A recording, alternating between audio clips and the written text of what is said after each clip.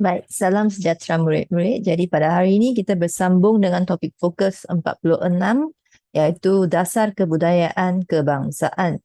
Jadi dalam bab 7, fokus dia adalah tentang perpaduan dan integrasi nasional dan salah satu usaha yang dilakukan oleh kerajaan untuk membentuk perpaduan antara rakyat dan juga mempercepatkan integrasi nasional ialah dasar kebudayaan kebangsaan. Okay, jadi dengan itu kita terus lihatlah tentang isi dia, apakah maksud dasar kebudayaan kebangsaan dan tujuan ia dilaksanakan dan juga cara bagaimana dasar ini dilaksanakan di negara kita. Okay, baik. Jadi matlamatnya ialah untuk mengukuhkan perpaduan bangsa dan negara melalui kebudayaan. Okay, ini kita dah tahu tadi. Dia berkaitan dengan perpaduan. Ini dalam bab yang fokus kepada perpaduan. Tujuan adanya dasar ini nak kukuhkan perpaduan bangsa dan negara, iaitu rakyatlah, perpaduan antara rakyat melalui kebudayaan, iaitu melalui cara hidup. Kita bila berkongsi cara hidup yang sama, maka kita dapatlah hidup secara bersatu padu. Yang kedua, kita nak memupuk dan memelihara satu kepribadian kebangsaan. Okay. Kepribadian yang dimaksudkan di sini ialah sifat-sifat lah, sifat-sifat. Okay. Apakah nilai-nilai yang diamalkan dalam rakyat kita, rakyat Malaysia. Bila kita sebut rakyat Malaysia, apakah sifat-sifat yang ada? Apakah nilai-nilai yang ada? Itulah kepribadian yang kita nak pupuk. Daripada sebelum merdeka, kita tak ada satu kepribadian. Sekarang kita nak bagi dia ada, pupuk kan, dan bila dah pupuk dah ada, kita nak jaga dia, memelihara dia supaya kekal ada. Jadi untuk mengekalkan identiti kita lah. Sebenarnya ini tak lari daripada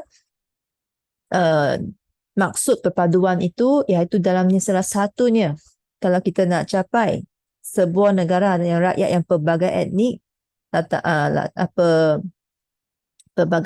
pelbagai latar belakang, kita nak hidup secara aman dan membentuk masyarakat bersatu. Salah satu caranya ialah kita mesti mengamalkan hidup yang berteraskan kepada dua perkara yang cikgu sebut dan ulang banyak kali, iaitu kita mesti committed untuk membentuk satu identiti berdasarkan dua perkara. Committed membentuk identiti melalui dua perkara, iaitu berteraskan perlembagaan persekutuan dan satu lagi ialah rukun negara. Jadi itu adalah tujuan dia, memupuk kepribadian ni. Tujuan dia nak bentuk satu identiti kebangsaan lah, membentuk dan mengekalkan identiti kita sebagai rakyat Malaysia. Dan yang akhir sekali, melalui dua proses ini kalau boleh tercapai, maka mestinya kita dapat meningkatkan kualiti kehidupan kita dari segi kemanusiaan dan kerohanian. Okay, jadi idea sudah ada, tujuan sudah ada, apakah yang dimaksudkan dasar kebudayaan. Jadi dia ada 3 prinsip. Okay? 3 prinsip ini ialah maksudnya dalam budaya kebangsaan kita, apakah yang ataupun kita boleh sebut secara lebih senang, dari mana datangnya dasar kebudayaan kebangsaan. Ada 3 prinsip. Yang pertama, dia datangnya daripada kebudayaan rakyat asal rantau Melayu. Berteraskan kebudayaan rakyat asal rantau Melayu. Ini bermaksudnya, rantau Melayu di sini sangat besar, bermaksudnya alam Melayu ini.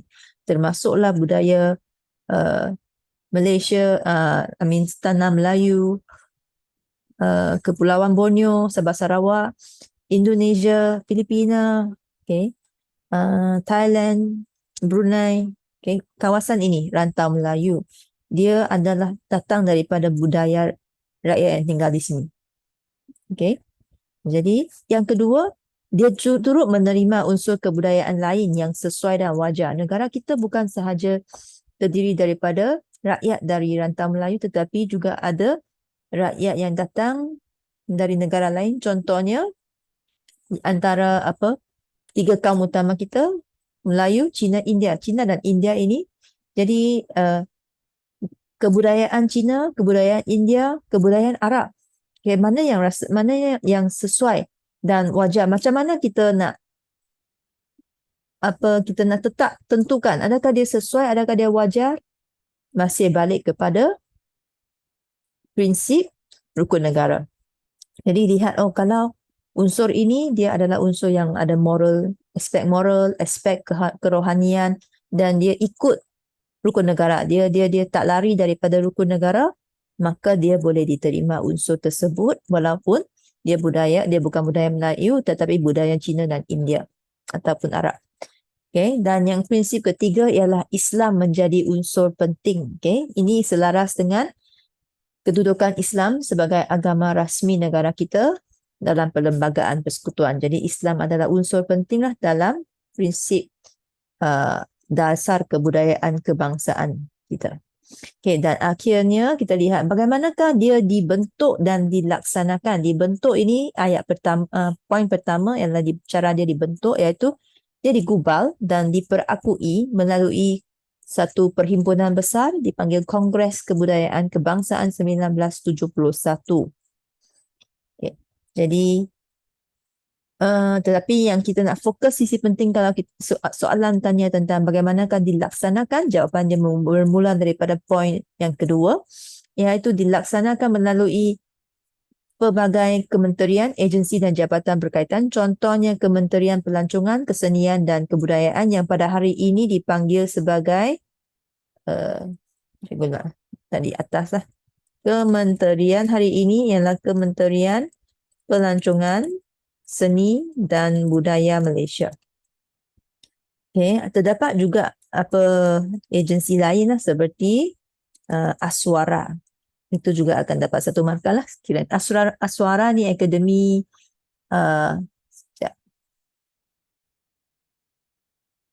Akademi Seni Budaya dan Warisan Kebangsaan. Okay, jadi ini Aswara ni, okay, di dalamnya dia macam sebuah sekolah. Okay, kalau murid-murid dah habis belajar, berminat nak buat persembahan kesenian, boleh masuk ke akademi ini.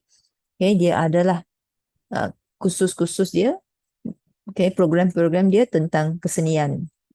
Dan ini jadi sekiranya murid menyertai bahagian ini, maksudnya anda telah menjadi sebahagian daripada pihak yang terlibat dalam melaksanakan dasar kebudayaan kebangsaan. Okay, jadi seterusnya, selain daripada kementerian dan agensi-agensi ini, juga ada program-program yang dilaksanakan untuk memperkembangkan, untuk mempromosikan budaya kebangsaan, iaitu contohnya Citra Warna Malaysia yang masih dilaksanakan sehingga ke hari ini.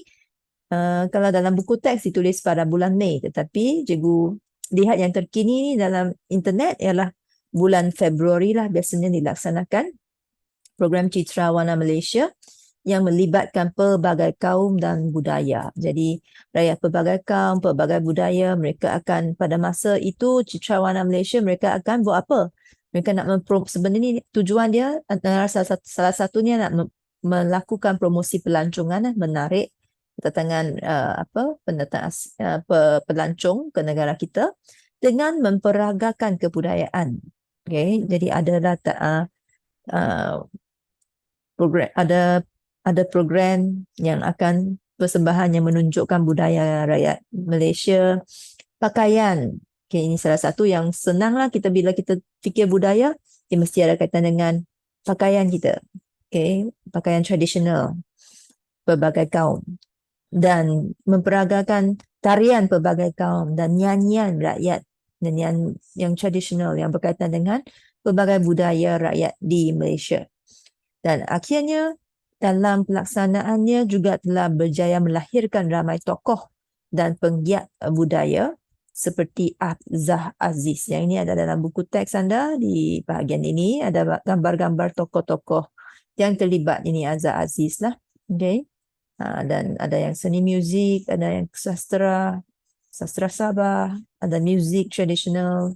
Okay. Yang ini tokoh penggiat budaya dan mereka memberi sumbangan yang besar lah dalam proses membudayakan masyarakat. Okay. Dan sumbangan mereka Dan sumbangan mereka ini dia akan dia hasilkanlah karya seni tempatan yang bermutu tinggi dan mengangkat tinggi, memartabatkan khazanah. Ini menjadi khazanah, menjadi harta asli negara kita lah.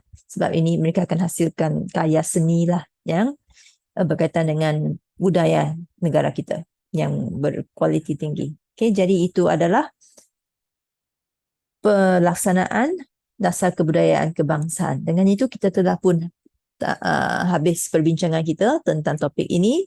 Kita pergi ke bahagian latihan. Okay.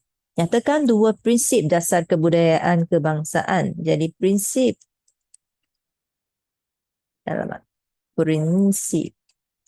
dasar kebudayaan kebangsaan ialah berteraskan budaya budaya penduduk asal rantau Melayu dan menerima unsur kebudayaan lain yang sesuai. Okay, jadi itulah isi dia yang tapi 2 markah, maka kita berilah 3 isi. Selain itu unsur prinsip ketiga ialah berdasarkan unsur Islam menjadi unsur yang pentinglah dalam dasar kebudayaan kebangsaan. Habis. Okay, unsur Islam. Okay. Bagaimanakah dasar tersebut dilaksanakan? Dasar tersebut dilaksanakan melalui Kementerian. Tadi kita tahu Pelancongan Seni dan Budaya Malaysia dan Aswara 2 markah dah macam ni. Okay.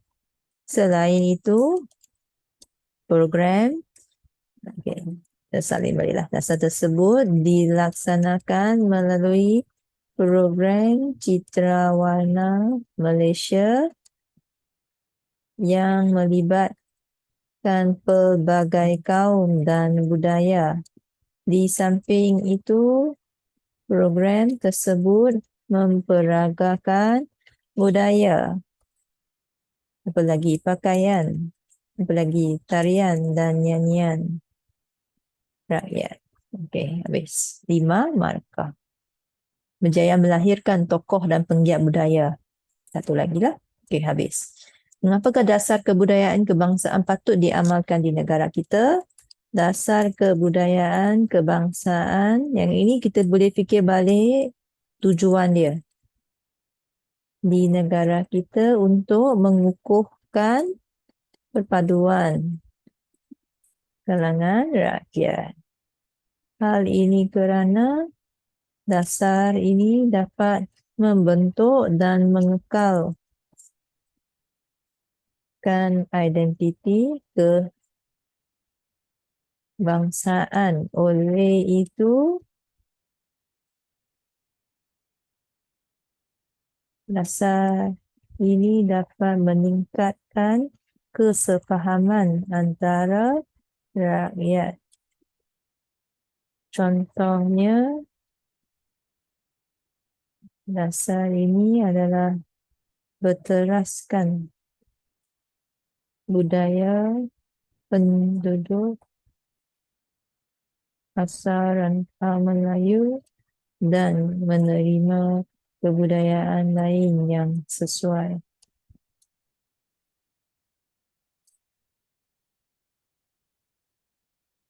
Pesannya, rakyat dapat mengeratkan hubungan antara satu sama lain. Ini cikgu tambahlah. Di mana yang kita rasa sesuai, kita nampak kesinambungan dia, kita boleh tambahkan. Dia dapat mengekalkan identiti. Bila kekalkan, kita lebih saling memahami dan kita dapat eratkan hubungan antara satu sama lain. Kalau kita nak tulis dapat meningkatkan imej negara pun memanglah. Dan meningkatkan imej negara. Kesimpulannya, mengukuhkan perpaduan adalah sebab dasar kebudayaan, kebangsaan patut diamalkan di negara kita. Habis. Okey, baik. Jadi itu sahaja untuk perbincangan kita pada malam ini. Okey, semoga dapat dimanfaatkan dalam SPM nanti. Okey, kita jumpa lagi pada sesi akan datang. Jadi sekian, terima kasih.